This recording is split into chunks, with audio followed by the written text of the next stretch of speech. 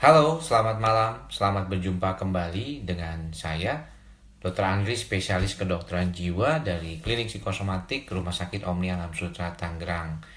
Saat ini saya sudah berada di rumah dan sesuai janji saya kepada teman-teman semua di Facebook, saya ingin sedikit berbincang tentang masalah gangguan bipolar. Nah, nanti setelah membicarakan sedikit tentang gangguan bipolar ini, saya akan sedikit membuka forum tanya jawab dengan teman-teman sekalian. Jadi sementara saya akan berbicara sekitar 5 menit menjelaskan tentang apa itu gangguan bipolar. Nah, kalau kita perhatikan sebenarnya gangguan bipolar ini adalah suatu gangguan mood. Jadi kalau kita lihat gangguan bipolar ini berkaitan dengan kondisi gangguan mood. Nah, yang membedakannya adalah bahwa ada suatu episode depresi dan episode manik yang sama-sama mempunyai kaitan dengan mood dan perilaku dari pasien tersebut. Jadi kalau orang bipolar itu bisa saja dia mengalami suatu gejala depresi yang nyata sampai 2 minggu, ya, dia mengalami suatu penurunan mood, afektif atau moodnya menurun, sedih, kemudian perilakunya, psikomotornya juga menurun, jadi malas ngapa-ngapain, kemudian menjadi putus asa, ya, kemudian ada kesulitan konsentrasi, kesulitan tidur, kadang-kadang makannya jadi nggak mau gitu, dan putus asa yang paling sering kita temukan, bahkan ada beberapa yang mempunyai ide bunuh diri. Kemudian setelah gejala depresinya berkurang, ya, dan bahkan hilang, tiba-tiba nanti bisa mengalami suatu kondisi gejala manik, ya. Jadi orang itu bisa luar biasa, moodnya meningkat, ya, kemudian tidak butuh tidur, ya, bukan tidak bisa tidur tetapi tidak butuh tidur, merasa emosional, kadang-kadang ada irritable mood, ya, kadang-kadang menjadi lebih cepat marah, cepat kesel, seperti demikian, ya, dan agak royal, ya, biasanya lebih royal, bukan agak royal lagi tapi biasanya lebih royal. Dia memberikan kepada orang-orang barang-barang yang mungkin tidak perlu membeli barang secara berlebihan, ya, atau terlalu membesar-besarkan sesuatu, ya. Dan biasanya kondisi seperti ini membuat masalah, ya, yang paling penting terkait dengan hal tersebut. Dan kalau kita lihat orang yang mengalami bipolar itu ada dua tipe katanya. Jadi bipolar tipe 1 dan bipolar tipe 2. Kalau yang tipe 1 itu dia manic depresif. Jadi ada gejala manik, kemudian ada gejala depresi. Sedangkan kalau bipolar 2 itu adalah ada hipomanik dan gejala depresi.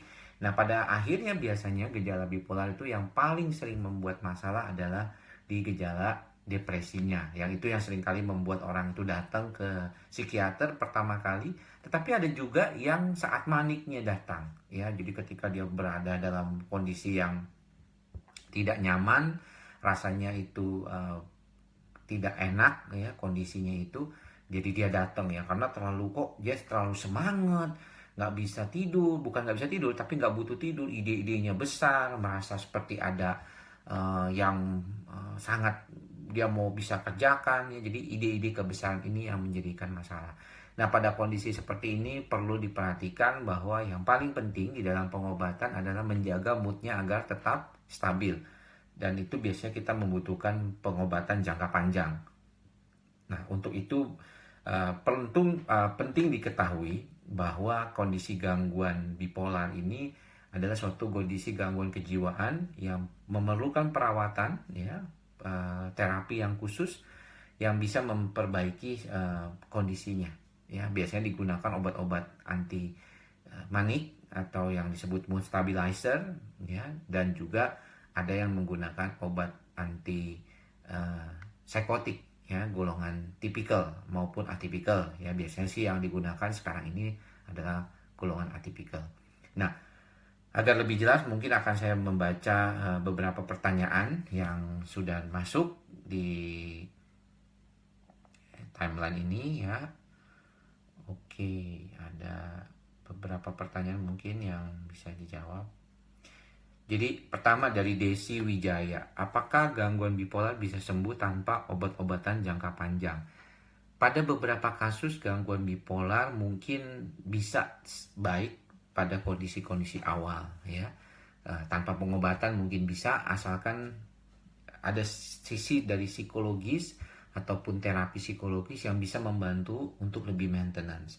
Tetapi pada banyak kasus memang yang paling penting adalah menjaga kestabilan mood, dan ini yang paling sulit. Jadi kalau saya perhatikan pada banyak kasus yang berkaitan dengan bipolar memang memerlukan suatu perawatan yang cukup panjang ya, dan pengobatan itu harus secara kontinu. Jadi kadang-kadang itu tidak selalu dengan dosis yang besar, atau misalnya di awal pertemuan pada saat pertama berobat kemudian dia tidak berubah obat-obatnya, tidak, tapi biasanya nanti ada perubahan ya obatnya, bahkan ada beberapa hanya menggunakan satu obat saja itu bisa seperti itu.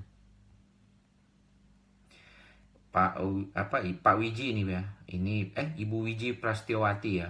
Bipolar tadi sudah dijelaskan Bu ya di depan, adalah suatu kondisi gangguan kejiwaan yang ada gejala manik dan depresif ya. Apakah gangguan bipolar bisa menyebabkan depresi? Jadi kalau tadi saya sudah jelaskan di depan bahwa gangguan bipolar itu memang ada fase depresi, ada fase manik gitu ya. Jadi Pak Joko Sampurno mungkin bisa membaca kembali bahwa memang ada dua ya fokus dari gejala bipolar. Memang ada manik dan ada depresi. Jadi gejala depresi itu adalah bagian dari bipolar. Makanya mengapa ketika datang ke psikiater pada saat kondisi depresi dan diberikan obat antidepresan, tiba-tiba bisa jadi manik. Ini artinya kemungkinan bipolar. Bahkan pada awal pertama biasanya depresi itu yang muncul pertama kali dan belum ada gejala manik. Ketika diberikan obat antidepresan malah jadi manik. Nah, jadi baru ketahuan. Kadang-kadang memang tidak datang dengan kondisi yang saya pernah manik dok, sebenarnya saya pernah depresi. Itu ada juga yang tidak demikian ya. Kalau bipolar itu bisa menyebabkan anxiety disorder atau kecemasan dari Nismi Putri.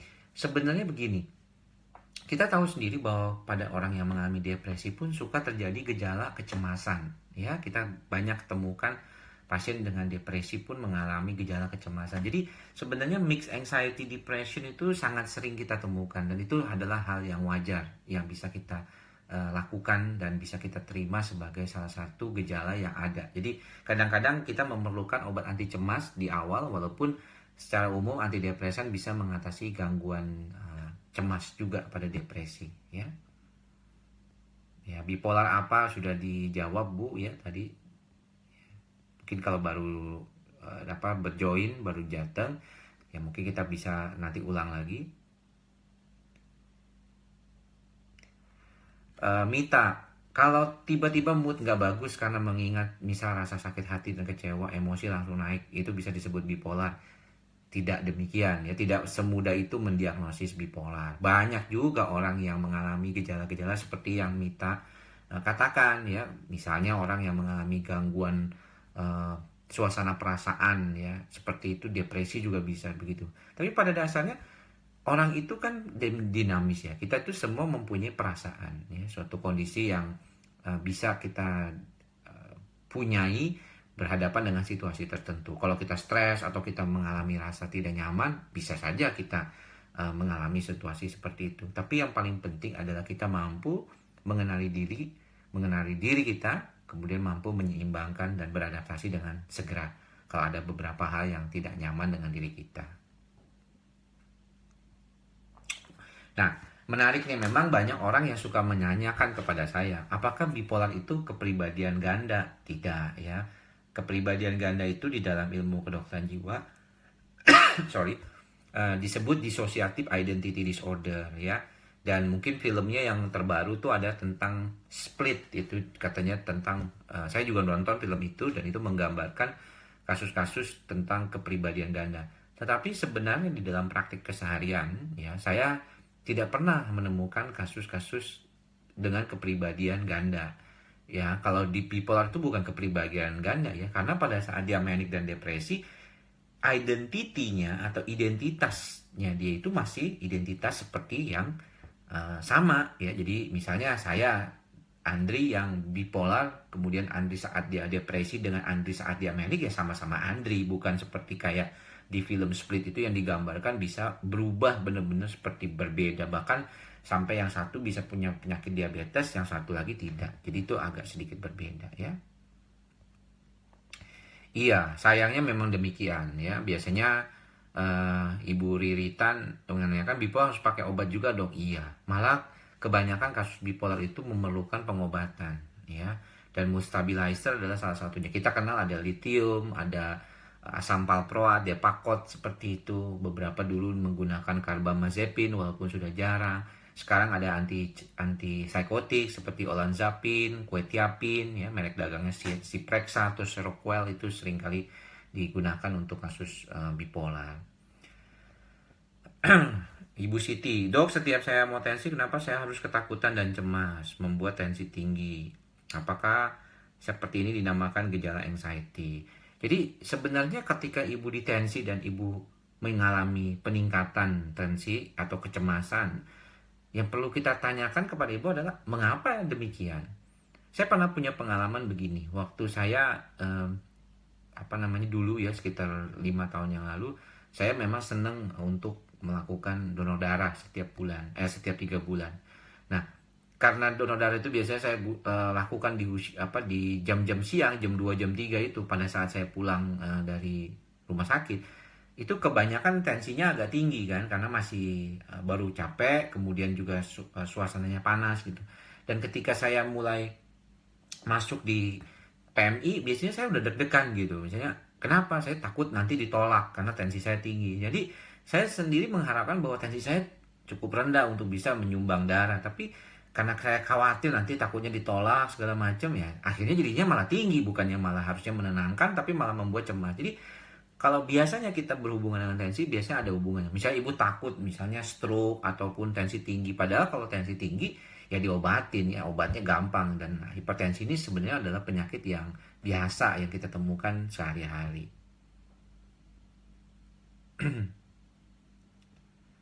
Oke. Apakah pencetus gejala bipolar itu selalu berupa trauma? Pencetus pemicu bisa banyak sebab, ya. Tetapi kalau apa yang disebut dalam bipolar itu, orang jarang tahu sebenarnya bipolar itu mengapa. Ya, mengapa bipolar terjadi? Karena banyak sekali multifaktorial, ya. Ada masalah di otak yang berkaitan dengan sistem dopamin dan serotonin, juga ada yang berkaitan dengan bagaimana peristiwa-peristiwa masa lalu berpengaruh. Bisa saja memang, tapi sampai saat ini yang penyebab pastinya memang belum tahu ya. Bunda Erni, makasih sama-sama Bu. Valentina juga, terima kasih juga sama-sama. Nah, Pak Putra ya nih ya mungkin ya. Kalau minum alprazolam nggak apa-apa. Sebenarnya alprazolam itu adalah obat psikiatri yang sangat bermanfaat ya untuk mengatasi gejala serangan panik. Jadi sebenarnya obat itu kalau digunakan ya seperti pisau lah ya. Kalau dia digunakan untuk baik, motong kue, motong cabai, ya untuk masak ya bagus. Tapi kalau digunakan untuk nusuk orang ya nggak bagus jadinya. Jadi begitu juga obat.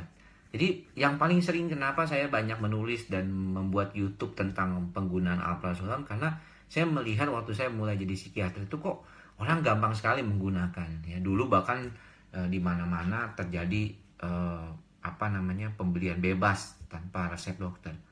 Nah ini yang tidak disarankan sebenarnya. Harapan kita adalah orang itu paham, dokter juga paham tentang bagaimana penggunaan alprazolam yang baik seperti itu. Hendriang, halo dok, tadi saya yang berobat. Ya, ini berjumpa di live, berjumpa juga bisa di alam nyata ya. Ya mudah-mudahan semakin baik ya, tadi saya lihat udah mulai bagus ya, jadi sudah mulai hilang yang. Nah itulah kalau kita mengobati gangguan panik, orang tuh bisa gejalanya bisa hilang, benar-benar bisa hilang. Jadi bukan sesuatu yang tidak mungkin mengatasi gangguan panik itu. Jadi benar-benar bisa hilang, kembali beraktivitas, bahkan biarpun ada rasa takut mau keluar rumah atau apa, tetap aja tuh nggak muncul gejalanya. Jadi memang udah baik, itu udah terkondisikan dengan baik. Nah ketika udah membaik, biasanya kita mulai turunkan dosis, bahkan kita lepas sama sekali. Bisa tanpa alprazolam loh, ya mengatasi gangguan panik itu pada jangka panjangnya sudah bisa tanpa alprazolam. Biasa dikawal dikasih, tapi tidak terus-terusan dikasih, ya. Ini ya oke, sampai ketemu lagi nanti Henry ya. Siapa nih Ibu Arin, obat saya Valdoxan dan 4 bulan kemudian ditambah Freemania sudah 3 tahun, apakah saya harus minum seterusnya karena dokter bilang tidak boleh berhenti? Saya pikir memang kalau memang dikatakan tidak boleh berhenti oleh dokternya, ada baiknya memang menuruti, karena beliau yang paling tahu mengenai kondisi ibu, mengapa sampai beliau memberikan obat tersebut ya. Dan efek samping yang harus diwaspadai mungkin sebenarnya kalau misalnya contoh penggunaan obat valdoxan itu ya jangan minum alkohol ya. Semua rata-rata obat antidepresan tidak boleh diminum bersama dengan alkohol ya. Atau meminum alkohol kemudian juga meminum antidepresan ya. Itu yang paling penting harus diperhatikan. Ya, saya rasa itu, dan itu biasanya kita secara rutin juga memeriksa kadar gula darah pasien kalau menggunakan obat antipsikotik. Pada antidepresan juga kadang-kadang kita periksa SGOT, SGPT 6 bulan sekali, dan ureum kreatininnya ya, fungsi ginjalnya itu penting juga. Mood yang sering berubah-ubah. Mood yang berubah-ubah ini apa? Apakah jadi manik depresif atau bukan? Kalau misalnya orangnya jadi hari ini bete, mau ngapa-ngapain males, misalnya musim hujan males ke kantor, itu sih bukannya bipolar ya. Jadi yang sering kita temukan adalah sebenarnya orang suka menyalahkan bahwa dia moodnya fluktuatif, irritable, gampang marah, itu bukan bipolar. Bukan pasti bipolar. Jadi harus ada gejala depresi dan manik yang sudah secara umum sesuai dengan kriteria diagnostik. Jadi makanya depresi dan manic ataupun kasus bipolar ini didiagnosisnya oleh psikiater tentunya ya. Ya di alam nyata, betul, ini kan alam maya, namanya dunia maya, Henry ya. Pada beberapa orang, mengapa setelah minum clobazam keesokannya malah tubuh lemas? Ada juga yang merasa tambah cemas. Jadi begini, kalau kita berbicara tentang clobazam itu kalau Anda cari di Google, itu bukan sebagai obat anti cemas ya. Itu adalah anti epilepsi ya. Kenapa? Karena mempunyai efek masa relaksan. Nah, itulah mengapa saya melihat bahwa banyak kasus-kasus gangguan cemas kita menggunakan itu juga memberikan hasil efek relax. Saya memberikan banyak clobazam kepada pasien saya dan mereka cukup bantu, karena clobazam ini salah satu anti cemas yang jarang menimbulkan efek ketergantungan ya. Sangat jarang orang merasa ketergantungan ketika menggunakan clobazam. Jadi ini penting. Nah, pada beberapa pasien ketika minum di malam hari malah besoknya lemes, ini berarti mungkin dosisnya terlalu tinggi. Ya bisa saja. Ya, misalnya dari 1 tablet mungkin bisa dikurangi jadi 5 mg atau setengah tablet. Atau mungkin nggak cocok. Ya ada beberapa memang yang jadi lemesnya berkelebihan. Padahal sebenarnya kalau dikatakan kerjanya sendiri cuma sekitar 7-8 jam lah obat itu ya. Jadi sebenarnya nggak terlalu perlu. Oke, Pak Henry, terima kasih dok, semoga sembuh total. Ya, semoga sembuh total lah ya, seperti beberapa pasien yang lainnya juga. Pak Irvianto, terima kasih dokter mengedukasi masyarakat, tetap menginspirasi. Sama-sama Pak ya, saya berharap sih memang dengan reguler seperti ini, mungkin live Facebook 1 minggu 2 kali sampai 3 kali, kita bisa banyak bahas, dan mungkin pertanyaan-pertanyaan dari teman-teman yang agak jauh dari tempat praktek, susah untuk ketemu, jadi masih bisa ditanyakan lewat Facebook. Asal dipertanyakannya itu yang bisa saya jawab, karena nggak semua bisa saya jawab. Kalau misalnya diagnosis nggak bisa kita lewat online seperti ini. Jenis obat bipolar apa? Jenis obat bipolar ada anti-manik ya, biasanya mood stabilizer, biasanya golongan anti epilepsi, seperti yang paling sering digunakan adalah Depakote ya, asam valproat atau divalproate natrium. Beberapa masih menggunakan lithium ya. Di Indonesia dijual dengan merek Freemania ya. Itu masih banyak digunakan juga. Beberapa digunakan antipsikotik ya, tadi seperti Seroquel, Zyprexa, ya, obat-obat patennya itu namanya. Dan ada beberapa yang masih menggunakan juga anti cemas juga untuk tambahan ya. Biasanya mungkin golongan alprazolam atau clobazam itu bisa digunakan juga untuk mengatasi cemas pada saat kondisi bipolar, tapi biasanya tidak lama, seperti demikian. Ibu Lianta, bagaimana dengan teman yang sudah didiagnosis bipolar, enggan berobat lagi karena dia membiarkan dirinya semakin tidak produktif? Apa yang harus saya lakukan? Sebenarnya kalau dia berobat dan mendapatkan manfaatnya, itu biasanya orang akan berobat. Tetapi ketika dia berobat dan kemudian dia tidak mendapatkan manfaat, ini yang susah. Masalahnya adalah kadang-kadang pengobatan itu tidak langsung mendapatkan efek langsung ya. Misalnya kita mencari obat, begitu banyak pilihan obat bipolar. Mana yang paling cocok buat pasien, kadang-kadang kita harus coba dulu. Ya. Jadi jangan sampai patah semangat, jangan sampai putus asa. Kalau misalnya memang pada saat kesempatan pertama berobat dan tidak mendapatkan obat yang cocok, balik lagi ke dokternya, bilang, dok saya nggak cocok obatnya, ya, sehingga dokternya bisa ganti seperti itu. Jadi perlu didorong, dan kadang-kadang kita harus perlihatkan bahwa juga banyak orang yang mengalami gangguan kejiwaan itu bisa berproduksi secara baik kok, tidak ada masalah. Ya, jadi saya tidak merasa bahwa ada hal-hal yang perlu dikhawatirkan dalam pengobatan gangguan kejiwaan. Efek samping obat, kemudian bisa ditoleransi, bagaimana cara obat itu bekerja di tubuh juga ada programnya, ada khususnya bagaimana kita bekerja seperti itu. Jadi semuanya sebenarnya jelas, apalagi dengan era internet saat ini semua bisa tahu. Dan banyak bukti orang mengalami gangguan bipolar bisa terkontrol, ya. Jadi bisa makan obat dan bisa berproduksi dengan baik. Ya, saya kira itu demikian. Valdimax obat apa, dok? Valdimax itu merek dagang kayaknya untuk Valium ya. Ya, untuk Valium itu berarti diazepam isinya. Ya, jadi itu biasanya obat penenang, tapi juga bisa digunakan sebagai masa relaksan, bisa digunakan juga untuk kasus-kasus kecemasan atau gangguan tidur. Tapi biasanya kurang disukai karena agak panjang efeknya ya. Jadi biasanya dosis yang digunakan juga nggak terlalu besar ya, 1-5 mg saja. Ya betul, Valdimax anti cemas ya. Sebenarnya dia punya efek juga anti epilepsi. Ya, Valium itu atau merek dagang dulu Valium juga terkenal ya, itu isinya diazepam. Dokter, Ibu Norma. Dokter, saya kan bipolar 2, depresinya panjang banget. Terus dikasih dokter saya diapram 10 mg. Terus kok pusing banget, minum setengah juga masih pusing. Bagaimana menurut pendapat dokter?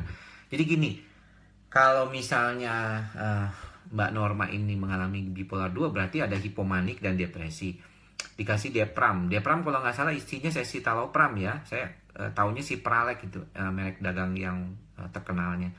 Isinya escitalopram 10 mili, itu antidepresan. Memang biasa dikasih obat itu ya. Nah, tapi pusing nih setiap hari. Nah, mungkin juga efek samping dari obat itu. Biasanya sih efek samping seperti pusing itu di awal-awal terapi. Ya, sama ya, kita gunakan sertralin juga ada beberapa pasien yang kurang nyaman. Disetengahin masih pusing juga. Nah, mungkin nggak cocok. Jadi bilang ke dokternya pada saat nanti kontrol, dok, saya udah makan obat ini 2 minggu tapi tetap aja pusing begitu. Jadi mungkin kurang cocok walaupun udah disetengahin tapi nggak bisa juga. Kalau disetengahin lagi 1/4 nggak efektif ya. Jadi kurang nanti efektivitasnya. Kalau dikurangin ya kurang bagus dong artinya. Jadi mungkin bisa diganti dengan obat yang lain ya. Bipolar bisa terkontrol ya, tidak hilang ya Bu Arin ya. Oke, nyimak dok. Yo, thank you. Siapa nih? Jana Noviana. Dok, apakah bipolar itu tidak bisa sembuh? Sebenarnya bukan tidak bisa sembuh, terkontrol istilahnya. Jadi istilah sembuh emang jarang sih. Apakah saat punya baby akan membahayakan babynya yang baru lahir? Ya, tergantung sebenarnya. Kalau membahayakan babynya maksudnya apa nih? Karena gini, seringkali kita temukan banyak kasus-kasus gangguan bipolar pada saat depresinya itu benar-benar seperti kayak berat sekali, depresinya ekstrim, sehingga dia merasa kayaknya mendingan saya mati aja gitu. Nah, ini kadang-kadang ada beberapa yang ngajak-ngajak matinya gitu. Misalnya kalau dia habis melahirkan, depresi pasca melahirkan, dia ngajak-ngajak anaknya buat mati juga. Nah, ini yang tidak diharapkan tentunya. Jangan sampai terjadi seperti demikian. Dok, apakah ansietas itu nggak bisa sembuh total? Karena kadang saya masih sering kambuh. Ya memang begini, kebanyakan kalau kita berbicara tentang masalah depresi, banyak kasus-kasus depresi maupun cemas itu juga yang kambuhan. Ya, mengapa kok bisa begitu? Sebenarnya karena dasar dari gejala orang tersebut. Dan biasanya misalnya orang itu memang mempunyai dasar pencemas orangnya, atau orangnya memang tipikalnya melankolik atau lebih banyak pendiam ya, lebih banyak senang sendiri. Ini lebih mudah untuk mengalami depresi lagi ketika terjadi sesuatu yang berkaitan dengan pemicu-pemicunya. Nah, untuk itu makanya mengapa selain dengan pengobatan, biasanya kita mencoba memberikan sedikit ya saran untuk pasien agar memperbaiki pemikirannya, positive thinkingnya. Ya, mengapa? Karena seringkali banyak orang mengalami gangguan yang berakibat gejala gangguan kejiwaan itu cuma ngandelin obat. Tapi ketika dibilang, Pak, jangan lupa ya nanti hindari pemikiran-pemikiran yang negatif. hindari lingkungan yang bikin negatif. Jangan begadang, jangan minum alkohol, jangan minum narkoba, ya, gaya hidup sehat, hindari hal-hal yang buruk. Ini kadang-kadang tidak terjadi. Jadi ketika udah baik, dia kembali ke kehidupan yang berat lagi. Ada juga yang sulit karena depresinya tuh atau cemasnya berkaitan dengan stres keseharian. Nah, ini susah. Kenapa? Karena ketika stresnya itu belum teradaptasi dengan baik oleh orang tersebut, terjadilah hal-hal yang tidak diinginkan oleh orang tersebut. Jadi sebenarnya semuanya itu tergantung dari bagaimana cara adaptasi kita. Nah, pengobatan tujuannya adalah untuk menstabilkan. Karena ketika orang itu gejala cemasnya sudah muncul, maka sebenarnya sistem saraf pusatnya itu tidak stabil. Jadi kita harus stabilkan dulu. Nanti kalau stabil, lakukan hal-hal yang berkaitan dengan perilaku sehat. Seperti demikian. Dok, bipolar itu kayak artis. Itu ya, perlu penanganan serius nggak sih? Ya, saya nggak bisa berkomentar apakah artis itu mengalami gangguan bipolar atau tidak. Ya, kalau dia ngaku ya berarti ya benar. Tapi karena saya tidak memeriksa, saya tidak boleh. Dan kalau periksa pun nggak bakalan bilang-bilang di sini, ini dia sakit nih, artis ini yang periksa sama saya nih bipolar gitu. Nggak mungkin begitu, itu karena membocorkan rahasia pastinya. Kecuali memang ngaku sendiri, saya pasiennya dokter Andri nih di ini, itu terserah lah. Ya, tapi saya biasanya tidak pernah mendengarkan pasien.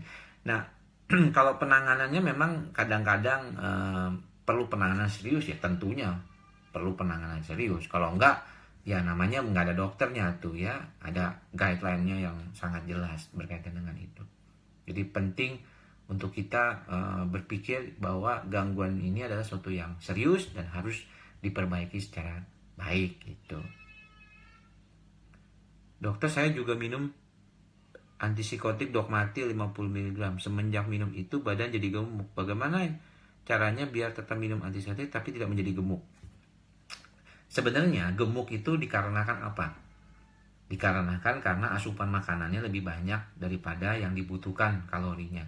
Yang kedua adalah karena kita metabolismenya melambat. Banyak masalah terkait dengan pasien-pasien di atas usia 30-an. Kadang-kadang metabolismenya melambat dan kemudian makan obat antidepresan ya, beberapa itu menyebabkan agak gemuk. Nah, sebenarnya tidak semua pasien yang minum antidepresan itu gemuk. Ya, biasanya karena metabolismenya melambat ya, di akhir pekan karena juga memang tidak bergerak. Makanya saya sarankan tetap berolahraga.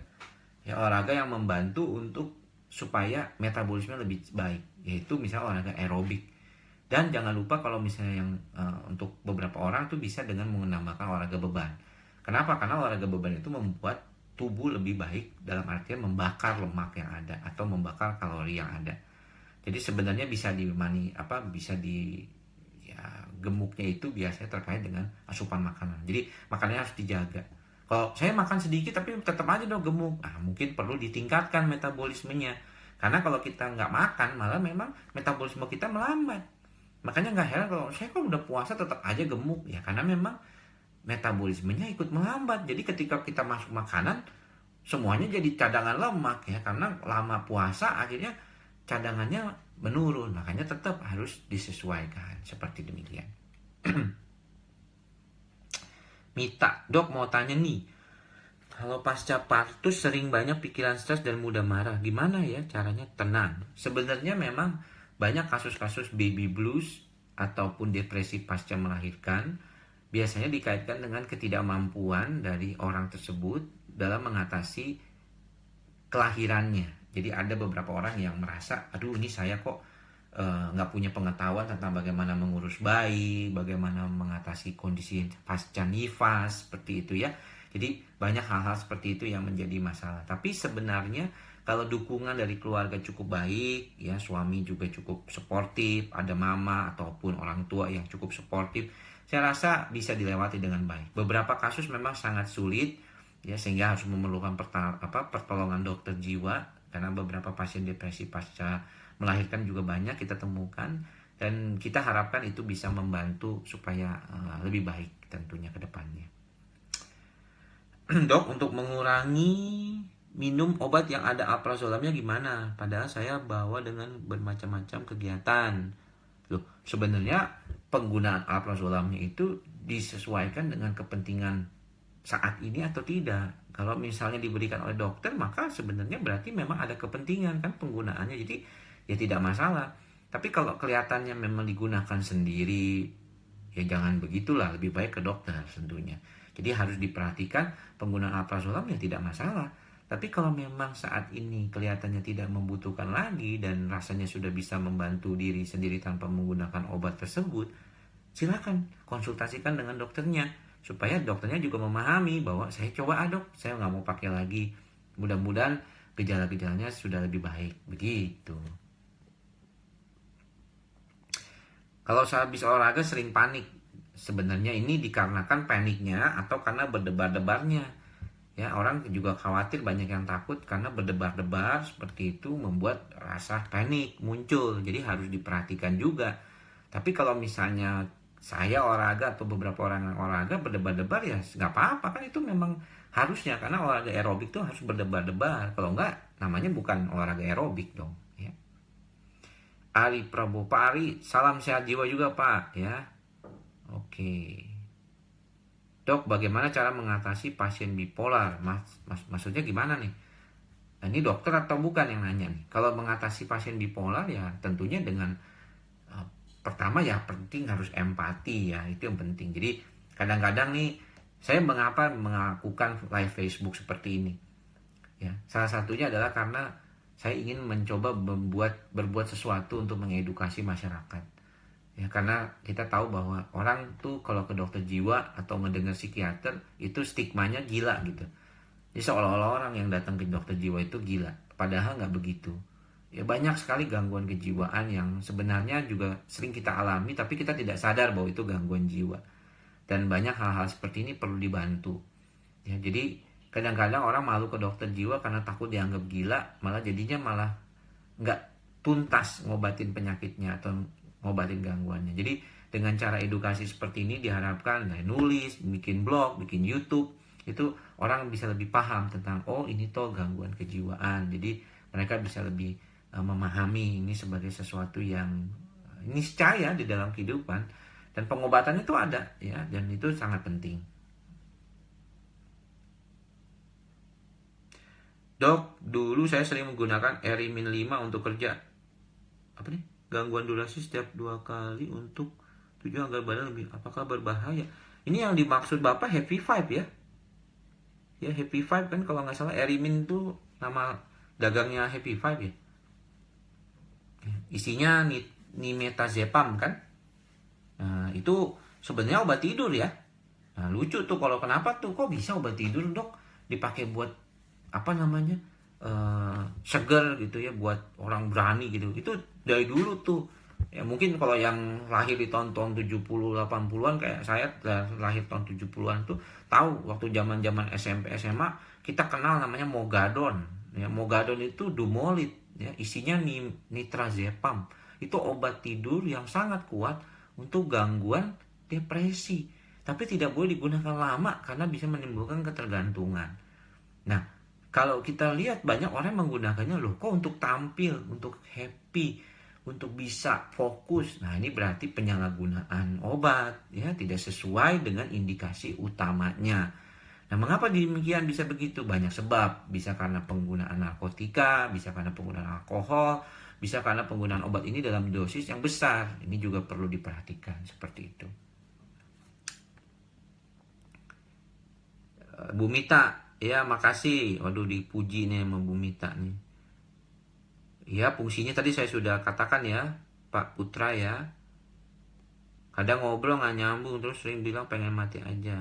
Nah, ya itu memang kalau lagi depresi dia begitu kan. Gejala-gejalanya bisa aja saat depresi dia seperti kayak mau mati, seperti itu. Kopi dok, Ajeng cantik. Waduh, kopi dok. Salam sehat jasmani dan rohani. Salam sehat juga.